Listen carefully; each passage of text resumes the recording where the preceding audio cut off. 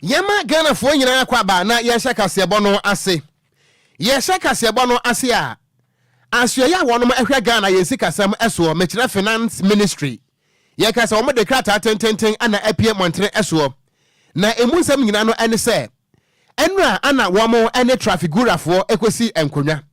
Ne nyina no ene se aban ene sa company ekwonti ase apamo ase se womo ebedi dwuma bi edi aboa Ghana ban. Na ehu sikasam no enra ana empenifo ene traffic gurafo no ekokosi enkonwa. Na dwumadie ne pomponso ne meeting no de beto odwa nyina no ene se aban no eye nhyehyeye se wo behwe na ekabia no a wo de traffic gurafo no watimi atua ede ma wonom wo moda so de ya na ensam no enam social media no so echirim se aban no anya na adwene kura se ekabia no a wo de sa traffic gurafo no wo betua ede ma wonom na no ana finance ministry ade nkrata pie monteso achirim se ekutia de enimni wura sada nso ana se de wo na so wanka wuhia se bi empanisi epia so enu nto mo echiremu a ensam a enam social media no so se aban no anya na mobia no wonto na mobia se wo betua se sika no ede ma traffic gurafo no finance ministry echirim se enya no kure wo chirim se yakasa yi wo bra enu a wo musi nkodwa no enti ase apam etimi ya dwuma e ma traffic gurafo no te wo ho ase se aban no eye nhyehyeye se wo betua na mo na sika bia no sese ede ema wo mo no watimi atua ede ma wo no enu nti Ghana fo yi se moti se nipa bi ede nam social media no so kan se aban no nya na adwene se wo betua eye traffic gurafo ni sika ama wo mo a finance ministry echirim se sansam no anya no kure wo de atodwa achirim se wo bra no a wo musi enkonwa no ebetodwa ema afanu no mienu nyina ete wo ho ase se eka bia no eda ho no wo mbehwe na aban no atimi atua se ne be ya wo bia bekwa ne ba bi na eja adwobran so atimi aba esansasa asomrofi adwoa ana se bimpani so wabo akraman wonya dabrenti wo mo de atodwa achirim se anya no kure da se aban no nya na adwene se sika no wontua emfa ma adwumakuo no wo mo de atodwa achirim se aban no eto na mo se ne se safata se enhyehyɛ bia no a wo mo ene traffic gurafo no koye na eye entiase apam no nyina no wo mo ebehwe na wo mo timi atua se sika no ama sansam a eda Ghana ban ene traffic gurafo no ntem no atimi aba na wieye enkrata pie montre eso no atranya wonom ehwe sikasam so no ne fa wo mo ne amansa twetwe enkomo ana de sansam apie montre so a wo mo nsa ehyase yento akasebo no eso yeto akasebo no so a ne yebo ede awuramu ewo Ghana Police Service for na kache na Ghana for baka yebo busumi da na etoso aduonu mienu ene aduonu miensa no na jeze ne nyasem kuma nkra popure matem kopie mu ewo 37 kwantempo no so anya grokra eku edi eda wonom so democracy hub for ebe ka kire Ghana Police Service for se omo ye kire free say o ma na yetimo no empanifo ato mbo ase ayi wo mani saa eba ni pa bia du furu penti wonom de galam sei ase yenso yakwa ne yensa ase nyina nti anya de ombeti azam koye ye kire na Ghana Police Service enkra na ekire mu say ana mo ye kire no mo koye man fam na kwansu nti eribo makomako aduasa enkron 39 ana Ghana Police Service for kire mu say wonom man fam na kwansu mo moden ache wonom lem kokko gina mu ewendra ewo court chese ne na ye ebobo sumi ne dan na toso du 9 emfimpi na du enan mu ena ndra da wonom kopie mu ewo court na Ghana Police Service for nkra no esa kire mu say emu makomako aduonu nwotwe de omugu so ewo police custody a chese ne police for do mo sa to wonom so say mo pa ba bi ntra wonom de dwa mo afisa na mo mutu ye no enya na mo pa emu makomako edu ba konso wonom kire mu so makopie mu ewo the prison custody mo so mo da the prison a police for kire mu say ana mo no matu mabu mra so adenti makoya ye kire mo de mra ahye mu se de mankasa mo pa mo ba ye nti omo ma de na mo koda afiase kakra na eja emre se mo ba twa mo edi apie na kan sa kire mu se mo makomako aduasa so omo de tansa de aba wonom a omo hwe ani mu se yankopɔ ya adoma ehini me bosu me de ye me de toso ngwo twa kopie mu wo court no magada ka kan omo asem emu makomako nkron so omo kopie mu e wo court e wo ehini me bosu me de ye me de toso du baako e wo mfem pimie na du nan mu no mo so akokogye mu wo court eja wono mankasa de enti anam so omo de mra hye wono musem ekwaye kobu mra so koye de mo pe no omo mankasa kwakoyi wo ma no na Ghana Police Service nkra na sa kire mu sei enipa biara sa anamonto omutu ye amfamra kwa ne hu bo mu no mo de atwe no edna kwagina court ama court edna sem afiri sei o mara ye timo no emla na ye adwuma nti o pese o ye cha o maden se o be famra kwan so aye na wanya ne sade a emani so pa achi a ene obedi pan na positive nkra ne sa kire mu sei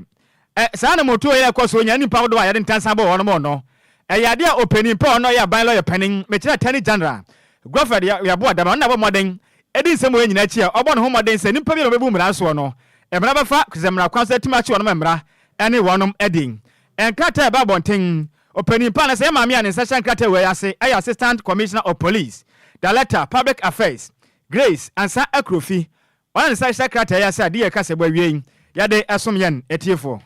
Yento awia pram to breka se bono eso a yesi nkodwan koso afo adwenkyere no so bra yan. Ewo Facebook no eso eye DLFM 106.9 wo de bra ni a ya beje bra kenkan ni nyina nso ade amawo pam. Yeto akase bono eso yeda so agina mu ewo enra atuate dom a enra wote wo ho atuagu montene so ma nam so aposifo nkrata kirem se yedi bia kwagina court na ebi nso ewo aposifo kukum no na sansem go ya ho no ana ensemtrofo ku a yefre wonom ese media for change wonom atro nkrata pie montene so akirem se anamo wan no Ghana police service tu ye no wonom akirem se eye unlawful enfam na kwa mu efri se Ghana fo no a eye demonstration no enfum so bia de honom a womo aye efri se yet woman mu ana professor from Paul Boateng ede report to pie montene so akirem mu se wonom a etu galamse no ene ne headquarters eye Jubilee House enunti Ghana police service adenti ana womo a professor from Paul Boateng report no di wo mudin ba ye no yentimi nkwankwache wonom na womo a eye demonstration said be ya wo my Ghana yenkwa ye bretu yensu wensuwa ene yensuwa nyina ho beto wo no mom no aposifo etime kwakwache womo na ensamtrofo ko no womo echire mu ese anamo no na Ghana police service etu ye no eye nhihye bi ase esumase dwadie ana womo ni aban na ekuro se ne be ya atene general ebetime agire mu na wajeli enipa bi asebio wo ho eni enfomso womo nkrata no echirem se wo my Ghana no ayetimu no se kobase police service no chenche na chen time bia no de wo wa ba mu nkwa na ebetie na asem na se de innocent ne bekwa kogu afiase a wo my Ghana daachi ehu yie pa asem wentimi ekwa homa so enkrata no mu nsam no edosom na ye ne convener leader ema media for change eni enkomo ni din ade nana otu daako waba homa so nana asomdwen kan wo anka so media petabo na baby a wonam bibia bokọ de you adom if what is the sexual kronkron so awurade adom wo de acha yan awia de ye frɛ wo abokọ yensaka enkrata a free media for change monchen aba na monsema moka nyina no ene se enra anamo aposifo no tu ya democracy hub fo ye chi bie ade bia kwagina mu wo court no mo kirem se eye unlawful arrest mo nyina so ene de enti amotworo nkrata nana mo nkire mo ne san yo ma ye na chief was say na medical ngasa concern media for change ayo shibuku a yesu sie mo no ye pese boa na atentrene eye adwuma na Ghana aniso adefo na ne shebrato wadon to dim no ebeyi akosi amamu mapombia na anokwasam ne se na atiefo efu adi empu ansana na bua onsem no oman mu nyina me no kasai eye ye forest bell ekire kwaye brutu a ya sen wo eye mako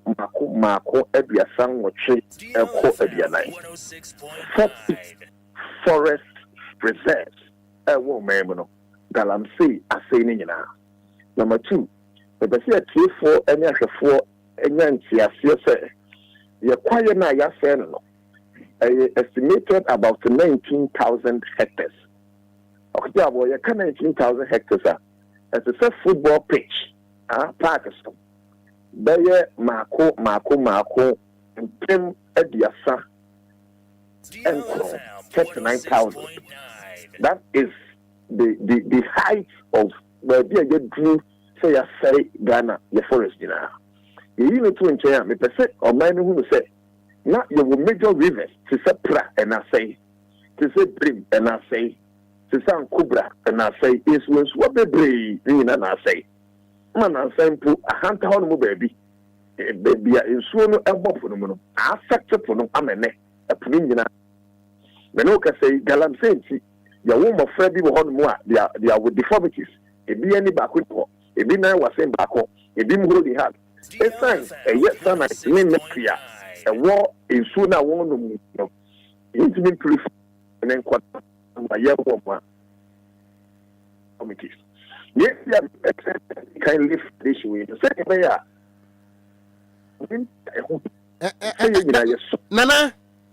Nana wadama wahoma no etwitwinka wobetimi agina yi amamea. Mpacho afi gina ho ana afi yeni nkomo nteto aso ho no ababia oduru no a. The country foundation way. Ebeya ne wo ti ebe hu nyenti a ehu hia. Se ye nyina duku ye yam ne sobe abrane. Think it or et no just what. For the capture young Ghana for media. What the president better line. The better presidency or cast what the better line. Yes, fully gallant. Nana, Mpacho, down Hokakra. So, are you okay? Mutri pan to the down Hokakra, Mam, and Hadia, Wadaroma. Mpacho, yes, baby, when you hear the man in Hawa, Wadama to us. I'm a question is that democracy have. Could be a woman sabe, say, one betting the score quite by. When you can establish it, say, then Libya, what could our mamma, Mafia Hanko, at the Okon, you know, Amanda. Set your baby or yesterday, when you might boon you so, that's right. And the name swap 1 year yesterday, Ghana pussy for any attorney general. I come to my bar one, and now I'm chinko for Eddie Sanko. Now, Nancy, I make her say, and I hear Cassie, and some Maramunia. And that's the Sawuchi Ubia. Because some posting, what's the Nancy, and watching what. DLFM 6.9. And that's watching a video. Only Pacono, our wine. So we remember the person has a right to attorney. When him send Kofu be Brohon mo amenoka say police station kwampo edomoko gukura besin ne yenim. DLFM 106.9. And Kofu be Brohon mo besin ne lawyer for a woman to charge you me so mu ho ya ma lawyer for no kwan ama omo ne obo ankasa we hu ya no se ya radio before court na ene ya remand bia ye do makogu enso wom bone be no mo ye umu suwansuwa na nanom bi gya ye no mo se empanyinfo atre ho no ma ye hwe ha ma ne sei enkokora yi a o mo tete ye so ebi ne ye aswafo ebi ne ye president ebi ne ye MP ebi mu ye empanyinfo ku da mo se bi ta frache o ma koma no atumi enche no mo kom kreki o 70 years 80 years enche no mo kom kreki na ye maburu na ye ba na nanom no se wo se suwansuwa ni nyina e die ne ye benom. The veteran my high, I'm a cock crave so, and China now, and Kofu so let's say, let's say, but will be a sorry air Kwadwo my say, maybe I'm from so that you, the full service of the Ghana police unit, only trained to combat demonstrators. There's no demonstration in the world that they are not excesses, but be able to contain it. Be able to contain it. No matriarchy, minor, will be over 8 years, Matis of every reason. Matriarchy, pregnant woman, actually be a, she said, I have for you no much your bakugu. What was that crime? In conform more area, I'm saying no more. Almost when you say the people who need to be arrested, no, make them no more air Ghana or Matro. Nana will say, Nana won't church Remonoma yet, yes, enipa bia no wakwanya se bibi nkoyi a woye oyekere eno de Ghana mra man kwan nanso no na sa wo hwe videos no a eba bontre no a ye hu sa asa eduru ba bi kura no asa barricade a police fo ne de asisi ho no asa mabunu yi botugu ni ade wo mu pia tugu ni police fo de abo ani eno ti so hwe police fo ne nkrata no mu a kwadu a ye de abo mra ntie ne maba wa bi unlawful assembly de to so mienu a conspiracy to commit crime and at the etosu miensa attacking police. So demonstration ti yema kwan ema wono mo enya niema bi asebio ebetimati ti Ghana mra so anana enye sana me patre me mo me pese me fu asidi wo so Ghana police enya ntia se so mpese ni si Kenya no den si for mabru no a wo mo tom gu mo ntere so a wo mo ye de da akosi sa president no against sign no so mpenu gu Ghana mbenya na kakra ya see the tip of the iceberg. So say obi anya hu fu bi mu ya bra won. DLFM 106. Ya bra ban na bra Ghana police service. But be a Ghana economy no ya so we will fight until everybody is arrested in this country. We don't care what they will do. We don't care what they will do. Even if they imprison them, they will come back and we'll still fight the same fight. Who can say almost a conspiracy to commit crime? Crime then say yes, yes. DLFM. Crime then say Jubilee have for air and say I put for the name for air and say crime then says crime then say I contain mines. Chairman win to me and the energy. Air to and say I was anti-bantam. Crime then says crime then says a informed watching report. And they say the lives of Kowusi and it's transmission. Crime then and I say Kowusi was caught on tape saying a party Heska in Tomukutu Galamsey, and yet that same person is even contesting for elections as MP. Okay, good stuff. Can't then say, Nana, enti ya koye ni muin media for anasa concern media for change. And I'm to be na mo pese mutu se na be ya sa wo hawe eto betwa na yemfa ye nkomonensi ebre ni nti wadaroma.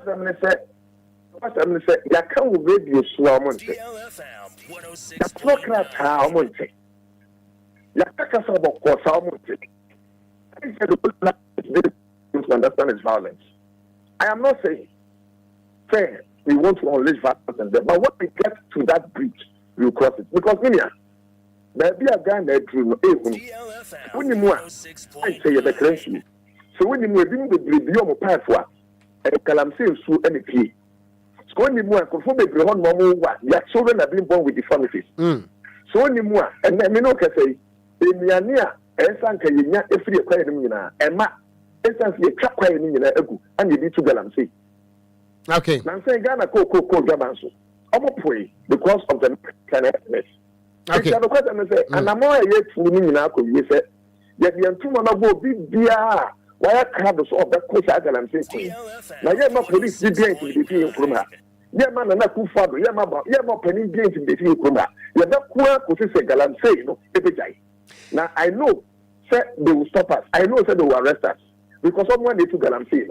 If I didn't see Anna Baby Munum Sikafino, we will fight them until every youth is arrested in this country. Nobody will fear anybody. Nobody will fear the national security. Nobody will fear the Ghana police service. And when it's Ghana, yes, when it's and maybe okay, they can do their worst. Nana, my yana se papa say we watch a brand DLFM, Edim Komo Bibian Sunia, your best Abamunchebium. Men so meda se papa ebusua ye nua ne na atwetwe nkomoyi ne din ede nana otu daako wono ano ye convener ede mansam trofo ko a ye friend concern media for change ana wotirim se gadam se ne die age ye nsem asini trase se menkanso no nanso ehia ye nyina se ye beko ede atia emu nsem ana wote ye no yanto akase bo no so ane egusu agina mu e wa galam sensensem ye mu na dwumade akase bia koso idea da so national emerging leaders forum aje sande Vodek Africa for na se dwumade we ya enya sem kuma kra na Dr. Lawrence Tate ekopie dwumade na se na wo kirem se o manga na yetim sese no galam sei age yensem pan ama oman aho kira pam yenso nyina sei yakwaye enipa bia twade nyina to agu adufuru penti omanga na wahwe bedu babi na je kokra nso di fra won ne ba ansa omanyi mu ma atimi anyensu anom na adwumade na ekoso no etodwa e was Zania University of Professional Studies Accra UPS as asemtite na da adwumade ni so ne say ya boye homoden atete mabunu pa matimi aboma oman sikasem atimi akon agene na so na numu na adwumade na ekoso na Dr. Lawrence Tate eno santofo di nkoma na o kirem se ne enipa benim de aguduro ekogu nsuom se mokwa kopefum agudie enam so ma ne be wa bofra bi na nsa na eni honom ebi na ni ba ko na tu o kirem se sa na ma na ekoso no penifo ansori yankase bedu ba bi no e ba ha dwen ye pa ni sent wakase kirem se Ghana man penin ana fi don ka bi wo nyada nsori mapa na wo monko emfenti akwan ahodo anipa binom ade mra ahye wonom sem etufuma gudi na fi se Ghana ya nsori ni yankase bedu ba bi na beje nsemu wakasa kirem se ahubambo ko ni nyina da ana fi zo amenyokwa do man Ghana mu nyina da ya nsori waka na yansori ni yankasa ni yankuntia galamse na nya sare bedu ba bi no man Ghana aje se ya kranso di fam no ne ansa no man bai wonom anyensu anom Lawrence Tate ene sanjofo di nkomo no emu nkire mu ni I think the whole nation, from the presidency to the least person in Ghana, should bury their heads in shame for allowing Galamsey to get to this extent. The police should be embarrassed. The army, the armed forces in general should be embarrassed. Our immigration should be embarrassed. Our national security system and security agencies should be embarrassed. As a matter of fact, our politicians must be ashamed of themselves. And we, even the clergy and leaders, we must be ashamed. We have allowed this to happen, and this nonsense must stop. Our water bodies have not just been polluted, but our children are being poisoned. Our family are being poisoned. Children are born with defects that cannot be merged with medicine. Is there anything that we need to know about those who are benefiting from this galamsey madness? And that is why we cannot stop it. What our forefathers came to live for us, we are messing it in greed and with greed and for greed. And the truth is that only a handful of people are benefiting from galamsey. So why this nonsense is condoned leaves a man's question for me. And trust me, it beats a beggar's imagination. This nonsense of galamsey. Seriously, getting very emotional. It must stop. This is not a blame game. The president alone cannot stop it. In fact, there must be enough pressure for the president to have no choice. He must have reasons to stop galamsey. Any awoti ye ejezanie asempekani Dr. Lawrence tete na artiste ne buafu pa etem de sabi sansem hunu we ebeya eto entimi yentwan eno wa kire dwumade na se ya no nso Chief Executive Officer Vodek Africa adwumaku ano ensha aban ase a kwasibo no beka ne se non-governmental organization Dr. Daniel Asumani su kopiem no wakase no kirem se emebu na hodo ayo manga ne ma homaden se be sore waka na free neko oman yefa ye ho emfa nsha kan ye huhum afiri se ebedu baabi o ma besi oman ba betumi abesi kese meburu ni sira so nti emanye ntrase enye nhwe hanman kokurafo esabe ense oman fa maye ni senti wano mo nsore ye na mo so nkasa na mo made na kan ye huhum biara beto dwa no omo fa mo hu nhyem se be betumi abona dachi biara o ma Ghana abetimi abedi emeburu nsem eno so mu enkyere mu nie. For Ghana to achieve its prosperity, the youths of this country must be involved in decision making. And we believe that when the youths are involved in decision making, it brings what we call inclusive governance. The youth forms like 70% of the entire population of Ghana, and therefore we the youth cannot be taken for granted. We must be at the forefront of decision making. Yes, we are not on the street because we believe that there are multiple approaches in communicating your problem and finding solutions. We don't want to be youth who just complain, but we want to be youth who complains about problems but also suggest solutions that will complement or solve the problems. That is why we have come here to dialogue and also use the approach of diplomacy to champion the cause and the ideas of young people. Any awoti ye CEO Vodek Africa ne den ade Daniel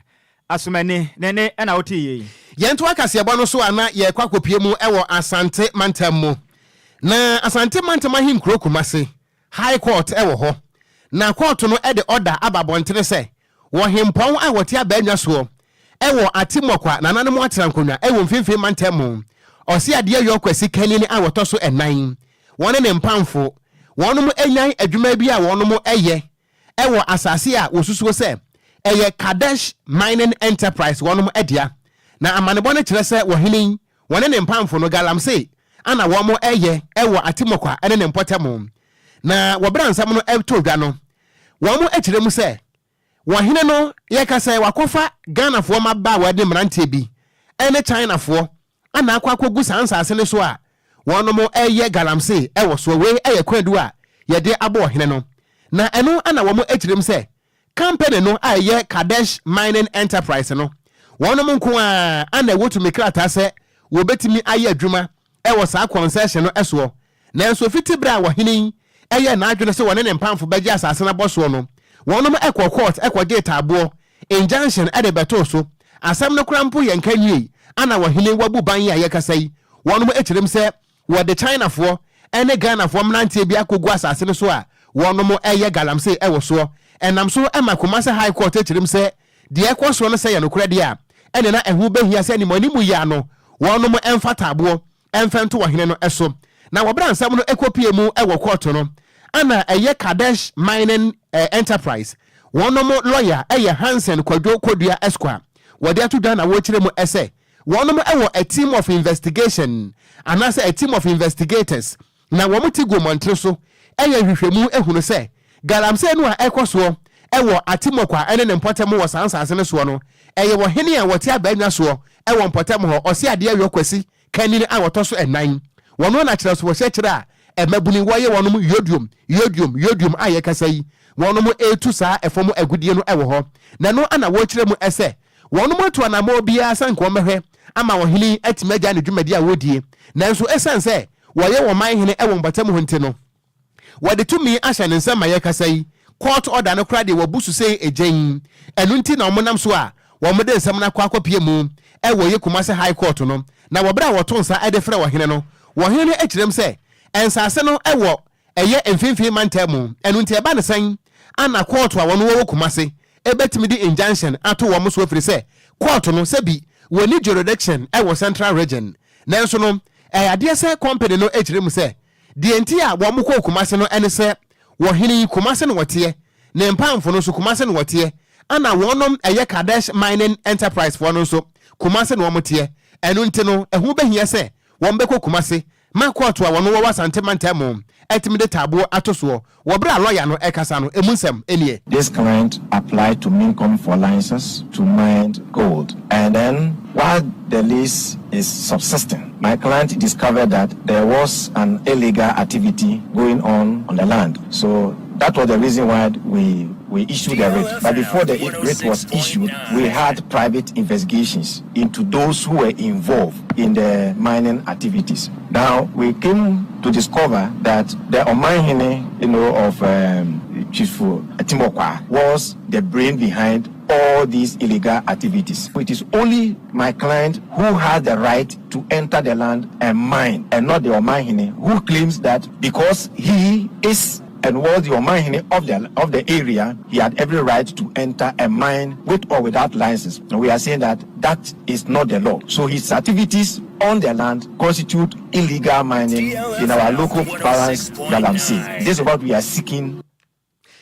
Enti ebusuani ayeti yei ayemranimni a wojire mu ediama Kadesh mining enterprise. Ne din ede Hansen Kwadwo Kodua Esquire ana wode sansem yi ato edwa. Ya to akasebo no so ane enko PMA ewa University of Ghana. Tezeni a senior lecturer on me Professor Martin Otenya babio. Wakasa kyerem say Ghana man penin na dango agufu ado 2017 betra bamia so na ka kyerɛ Ghana for say de do ne ho behia sɛ Ghana mabru no betimi akɔ free SHS no na school yi ɔmo nkɔ ne free na ntumi mu na wo fa wonum ni sika betimi bankola na akɔ school no ɔnom ntumi enya so mfa so pan na opani akasa kyerem say efitiri ma Ghana man penin kɔ fa san hye we baaye no school ne de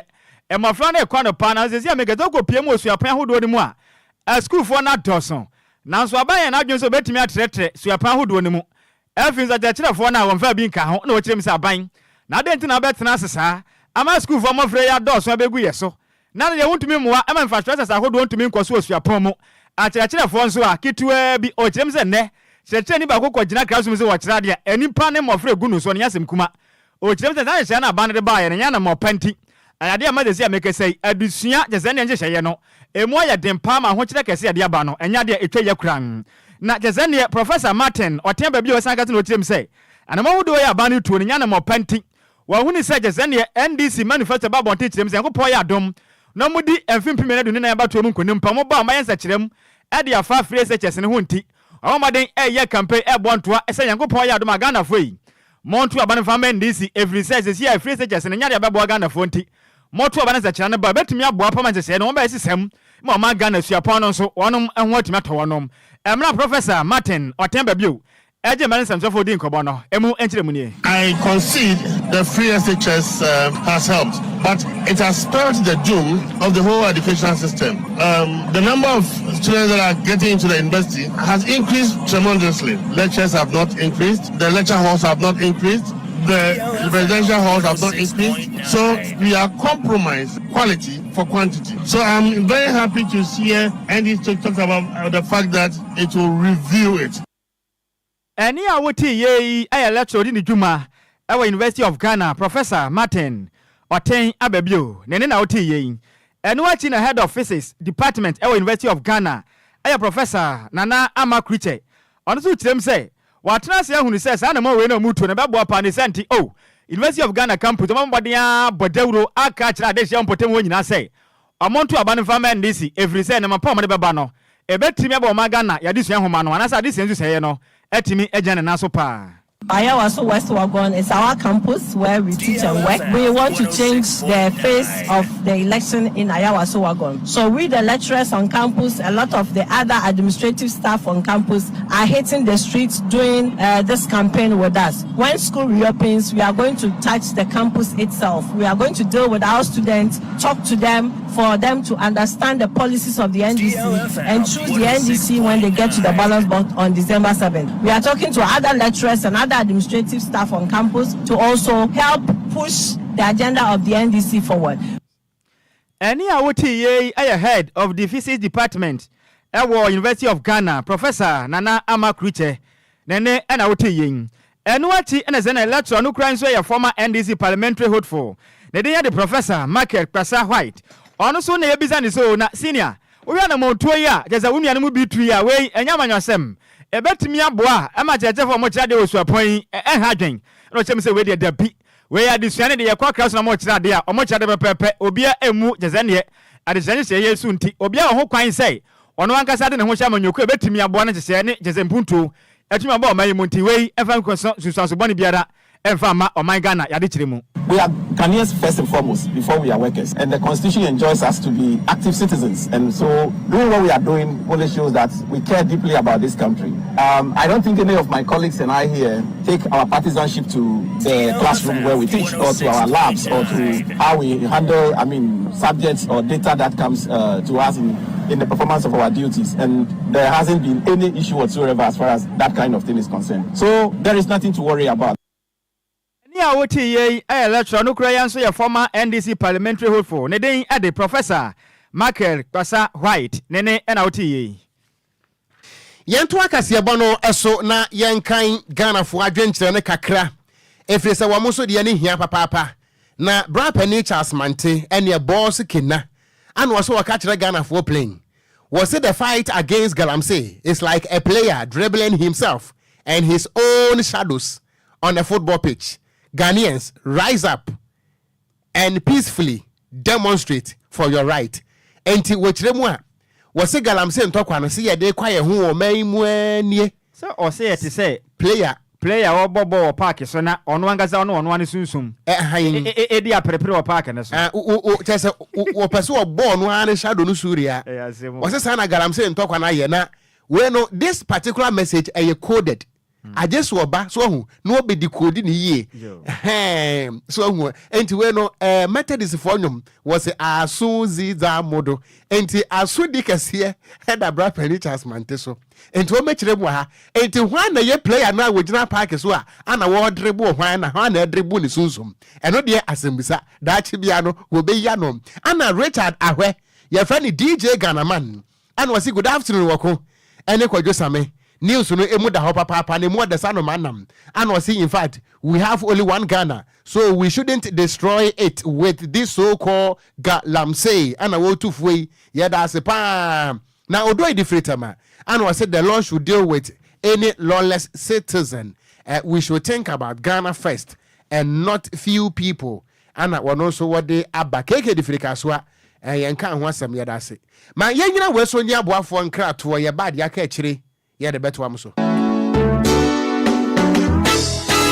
Jack, makwako hunu new lucky electricals. Na wuremu a eniema wo ho no ese abrochire wo niema hodo bi ti se cables, main switch, ceiling fan, switch and sockets, lights and also wo chandeliers, floodlights, street light, spotlight, surface light, any lights ahodo PVC pipes, trunkings, any breakers. Ni nyina bi e wo new lucky electricals. New Lucky Electricals, a wholesaling and a retailing. Nasa wope baako so a wobetimi abowrem. Eno nti some we companies, we fiera, and nasa we contractors. Na mope enkane ahodo and electrical cables. E de mudwuma de. For ani kire mu e New Lucky Electrical. Wo ye delivery service. Eno nti ba bia wo bia no, ye betimi de niam no abrel. Na dodo a wobeto no so e won discount a ye de e chewo. Wo branches ahodo pi. Accra Central or Opera Square, or Ben Wisconsin International International University ewo North Legon a womo any DLFM ana eye opposite West London so wo Simabrew Fashion echi hope Achimota New Station New Lucky Electrical Eben Shell Filling Station no wo betimi afre number 0559 37 17 63 esaya WhatsApp anase 0244 21 25 01 wo betimi so asa afre wo mo ewo 0245 02 46 29 New Lucky Electricals. We add value to your homes. DLFM 106.9. Abusia endawe mayansama ha ensama wakwa bamfam radio ohane nsia echiri ponkron kasafidie so emrewe du se nawe agudie momrante esinkunya na agudie mo nsama wodo ayaboabo no abusia yede eba ne yede besomo Ghana nsamwa enkrofon kroso de eka ne editie se wote na edikasa ye kana abusia tenase a yede eba ne yede abesomo mi amede agudie mo nsam na de ba no edi ameje so no eye ayengsu ano de share Upper KGH, the Blessed King. Ebusian Shasiam from Figana Adia, and Ra and Amedebe to him, said Black Stars of Ghana and goalkeeper, your friend Richard Ofori Urum, our South Africa, now Osina Kai Edma Orlando Pirates, no moment Yababesha season Arsenal, and Orlando Pirates of South Africa, a releasino, say Omun to me and an end to us so ended Mabium. Now, and Abrantia, your friend Richard Ofori, or the Nkrataba Mountain, Abeda Orlando Pirates, Bobo Kunase. Sir Omomana Kwenya Emoni Omuye Juma as a goalkeeper or say from management, technical team, playing body supporters or the Obibiase, Sir Momani Sa Kwenya no, Sir Onemo Emeye Juma. Na ode AS farewell message way, Edia Berry, baby odin any chemono, Amazuru Football Club, was South Africa, and Richard Ofori Edin and Niche, now according to Juma Wa, Yede and one some Eddie Asumo. Na Yantuan Samana Sodia, Obaka Yefi Afcon 2023. I born in 2024. Ewo Morocco na ya born wo Ivory Coast. Ye fi ho ba no. And Central Phobi eka mo bo Countryman Songo Sadiq Adams the Sports Obama no eka mo bo mo. Save Ghana football demonstration. Na omo the petition ekopie mo ewo Ghana embrashe bedwom endra na embrashe bedwafo na etna se eto nsa edifre Save Ghana football demonstrators samomre na yentotoma no na ho na Minister of Youth and Sports eko edin sama wodo pida edikotu dwamichema honorable Mustafa Yusuf Nedika no o se Ghana no ya National Sports Act ya pass eyemra eboa improve policy awodo regulate and sports sector no na drive further sports improvement Ghana enti ye kase kamia say ye ni plan B for your football na sansem no kwabia ennim na otwane samso no odi to just say of course National Sports Authority no ma faili o madwuma o ye na omo ano mode baba yara rente na ka few days ne yakobo game against Angola no na mo pese kwasen ti ono de obeka say National Sports Authority ni sade no mo ye aka kakra ne ni Angola kwakobo game na omo tumidi stadium no ma ne yade asore ne de ho no omo faili ero ne yebisanse na eba no coaches appointment Ghana ha wono ayana ho bomu bia na no sidabi embla blasters no GF4 no appoint Otuado no na ono ne hunim bi osi Otuado appointment no GF no na ya appointment na ba ne coaches omo appointment in terms of national team osi GF na adwuma ono de oni hu bi ana ninsa animu bi Winning sama honorable Mustafa Yusuf Minister of Youth and Sports or the Atuja na Otwane Samson or the Tuja Sencrofo Kika say or the worst sports minister ever or says Ansamana Crofo Kano on your munyadrin data ben stacked ben amode tuwa mutumi edit determine so no or your worst sports minister or se mo amukika sansemono on the munyadrin muni data bia muni start bia amode kika sansemono into on the munyadrin ne and the munyadrin ochna we Honorable Mustafa Yusuf Minister of Youth and Sports name somebody abetu jano no ye di amonandra and amede betu enim say after so many years no bobo kwa friend Hazakes ladies omu coach your friend Yusuf Bazigi no oni omato nkwanta pai ordinary chemo ewo Tanzania na Simba Queens oni omako dijuma ende e official e confirmed Simba Queens apa Yusuf Bazigi wontuma se ono eno babe new coach edi amaoma yede ewonsam no edi atoanim Ghana Women's Premier League Super Cup match day 3 eguso ekoso ewo Ghana Soccer Center of Excellence ewo Pram na mere okase games no aba na wie Faith Ladies Supreme Ladies enkomu kuom Faith Ladies abo Supreme Ladies ekano polypoly ensong omo entumante sanso na Hazakes Ladies omache Northern Ladies abo mekabako omo entumante ewo na otu asunso other games etumi atodwa no say na etie boboku ye friend Dreams Ladies omo nso ache Berry Ladies abo mekanan omo entumante na ampem dako omo hye economy ensa ema Police Ladies nso etimu makoma mienu yede ehon koma twetwe ede ato anima na onso wahu ne ekọ ene ne ba ewo emani football mo Ghana Premier League match day 3 no na otwe yede ni nyina aba na wie na Fatau Dada ni team of the week of match day 3 no say na tie goalkeeper no Abrantia ye friend no Kwame Aziz Legon Cities ono no da atnam obenya Ranford Mensa Hasselfolk Razak Simpson ewo Nations FC Aliu Mohammed ewo Bobo Kwefena Lions ena Ben Teyochu Chatu ewo Vision FC we ena forming back line o konfimfini wa obenya Frank Amankwa bebe ni Go Stars Emmanuel Kunto Young Apostles ena Hussein Mohammed Hasselfolk almost na forming midfield no okwa animu 3-man midfield no Emmanuel Enquiries Asante Kotoko obenya Kwadwo Obin Jr. owo Heart of Lions na wenya Ishmael Amwa owo Legon Cities way and Fatau Dada team of the week of match day 3 coach no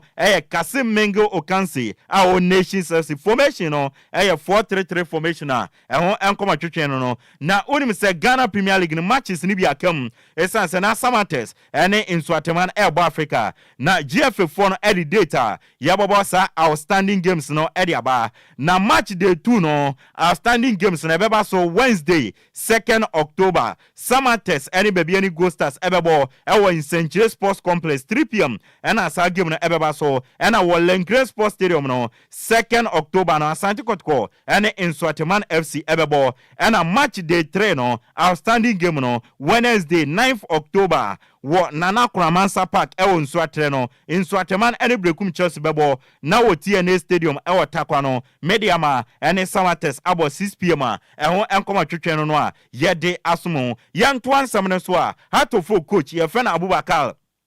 Watala Osi supporters no besre mu munya abotre osi team no ye long term project omo build nyama enti supporters na enemu buafu amudi atem ekasa editia team no essence result na ma no obesrem se munya abotre na team no long term project eno mo ye mon trust vision na team nikita na on the ogiri se nyama ebetene edi amaboboko a ye friend Hasselfolk eno Abubakar Watala nensema ode atudwa Christopher Demenya acting NCC chairman Erema Asante Kotoko or say Asante Kotoko this season adia yo mu problem ne say chances no mu create into omu ntumi enhye na chances no mu create no mu boni nyina etugu into ono de ohuni say Kotoko ehia clinical strikers so mba beka team no ewo animo na omabobon ntra no ede atum ede ama Asante Kotoko Christopher Damanya nsam eno no Sam Adams midfielder Erema Boboku a ye friend Duana Football Club or say omu first 3 games wa Ghana Premier League no enyama enkoyem farmer omoye going forward no so mutumi turning things around na Boboku a ye friend Aduana Football Club no esa fan into mapa efra we ene nsama Sam Adams area tudwa ye de amount enso ewo Bashiru Hayford coach at my Heart of Lions or so omu first 3 matches omu lusu bie or say ye de mom omu good track so na on the OGDA say so omu jina we so na going forward no enyama etumi ɛfa edimom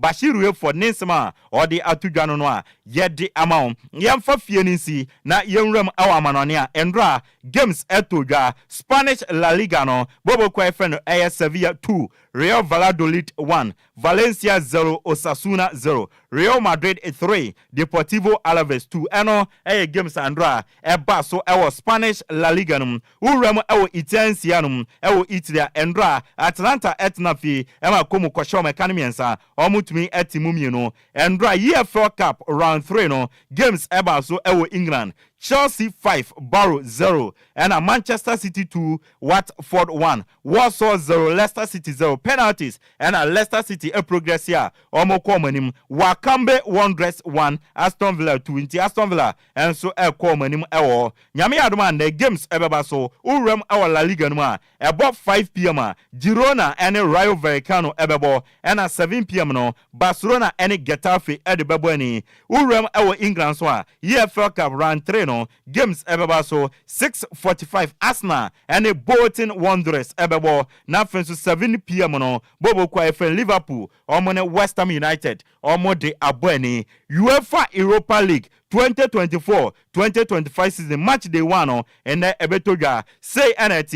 about 4:45 for AZ Akma and Elfsborg ebebo 4:45 na Bodo Glimt and FC Porto bebo 7 p.m. Anderlecht and Ferencváros ebebo 7 p.m. Dynamo Kiev and Lazio ebebo FC Midtjylland and TSG Hoffenheim ebebo and Galatasaray and PAOK Thessaloniki ebebo games we nyina no ebeba so 7 p.m. Ludogorets Razgrad and Slavia Prague ebebo and Manchester United and FC 20 ebebo and OJC Nice and Real Sociedad ebebo games we nyina no ebeba so 7 p.m. and ewo UEFA Europa League ma yede ewonsam edisomo na endra Real Madrid and Deportivo Alaves ebo game ewo Spanish La Liga num emomu wini 3-2 Kylian Mbappe etwatna ewo sa game num na mom ayewo sema ba ene se Real Madrid akonfirm se Kylian Mbappe wanya injury aye friend femoral biceps eno any injury a branch friend Kylian Mbappe enya na for the next 3 weeks okotena chire ontumi nsi akan emfamatima ye friend Real Madrid games obemese no Atletico Madrid La Liga game obemese Leo Champions League obemese na Villarreal La Liga enonso obemese wo ayare wosema yedi emao na officially former Real Madrid Manchester United and a French central defender your friend Raphael Varane after 14 years at the age of 31 years no or say bema be bi wan be nyina wa retire from football esan say epra edini nya nansia e no kosane edema komo e wosie no na so say epra e ha no enti wa retire na ne start no say enetie for 14 years obo football no 573 games 26 goals 9 assists include Adioji Bebre 22 trophies energy World Cup bako Champions League oji and 9 FIFA Club World Cup and 9 La Liga miensa UEFA Super Cup miensa Spanish Super Cup miensa UEFA Nations League oji bako Copa del Rey oji bako Carabao Cup oji bako and FA Cup also oji bako in the Arante friend Raphael Varane at the age of 1 years after 14 years wa retire wishing good luck ewo ne career monso ewo ebuse nyina we so na agudie mun sama yede ba ne yamfansi Isaka omotoyezi wa Shaiman Washington we bi ma wutie maminchiao enso wo ebuse ami amede agudie mun sam no ede ba di ameje so no ayang suano de hye Upper GH the Blessed King DLFM 106.9 Yama Ghana for Aquabana Yantua so emfa enfree ha na wia yensam ahodo ayaboaboa no de abesom Ghana for no yemfa ne nyina ensi Ibrahim Garba Kenya edifree oyekukofo dua o message ewa ha yeda se papa ana okay me yemfensi ewa ha enti abusuan kase bo no na wia ya na yede abai na champion ko fitela de ko Facebook no eso akenkanfo nso yeye mienu Edia mejeso eye gangster cat ya meeting kura wo Okogyeabour Ocran mene Nhyiraba Kwadwo Sammy B na okunwu me say na ye afia sugar ne birthday sa ene na woda pa no offer se afia Jewle Queen mother see ne na woda nti ene disem de ni pie nti ye we hye no disem de ni pie kura mu hima bia wo bia mu woda pa na wo de ni se de tie bia no wo benya ne yenso yenya ho enra na dworo meti so no waka bibi se enna na dwe se bo 10 o se 11 no wo betwa cake na sa na dwe 11 ha na emedi cake na nafu no ayi so mi mu den ne so no be kan za eso no wo betwa cake no na afia we die ene se ko vitela apaya ma watu adi ko vitela watu adi ba okome metwen opekura wo ntwera na dwo be ye wan meba aduane nti enye se aduane nti afia ne ho do nti meba betena bitwa ne odo no a be ma de show bi na betena be di cake say send na afia de so no asafia wo yusu mumu man mumu na betena be je di say we dem ka madam fu bi wasi aduane ame ma mesi mi ni nkwa adwuma na wo bedi adie enti we no asamba ni ana enti we wuntimi nsande no a we man blank check no one trophy ganishem since aduane ade be small horse wo betena ade adi Pentecost cake ne de ense nya aduane ya ba kufo na edi o ye be hia na amamle ya ne se now 3 years mi hia wo be 10 years mi hu so ade birthday da betam so so am 10 years you know etam na so adofo no bete benka oh I see enti and na your sugar birthday right birthday no oh okay say na oba ha nwumre obeba omra me mfa ne mpie yo me on kantra konta say ye ene de wonya ne mayen na ya enso mfa ne mpie bi no akonta say wuti a we asem bi ani ho akontent me ntwetuo e wo bibia ho wa ha na abusuan sa ne ye beso so no ene so eye ye nua baba kwa ne de de Queen Star ene eye ono so ne birthday wo ye fashion designer ewo ablekuma olebu eno ntin happy birthday goes out to you Queen Star wo ye fashion designer ewo ablekuma olebu we efremi ame wo fa ase afia amoni wa owiafe bokoboko Queen mother ene the whole Ghana wo pensem troni a wo pe na nkwansere na mo a eye afia amoni wa owiafe eno nti wo se yemfa special birthday message Emma Queen Star wo ye fashion designer ewo ablekuma olebu eno nti happy birthday enko enfema wo nyankopon wonto wonkwam wo ma wa hoden na fashion designer no a wo ye no so no ye ni yie empama tade abobapo ebasade am no be nyasem krom ha anasem de matade eba nso a me pata obemia ho anu amia ho yie eno nti happy birthday enko enfema Queen Star we efremi wo fa se afia amoni wa wo wiafe ne ho ana yede ema ewurabai na Kwadwo ne ho afepa nso no ho asem de memo aka ho asem kina na afia amoni wa ye ni papa panti afia no onye ni papa kire afia se me say wo mfrem na yenka we okukom sa wo ho aba no ho fe afia nan kasa wo tie so no so ablekuma masalachi ho na onka nchire onfa me na mama no nchire so mfrem sa wo ho na mintunu afia na mfre wa na se Queen Star na mfre wo Queen Star na mfrem na mintunu fo ene afia wo nko an wo sempa enti abusua ye gina so na ye de ase medin de Okogyeabour Ocran mene Nhyiraba Kwadwo Sammy B so ama nana adwa silky and then in Pamfo at the DL Hour Wednesdays edition where the Atwa so we are out. DL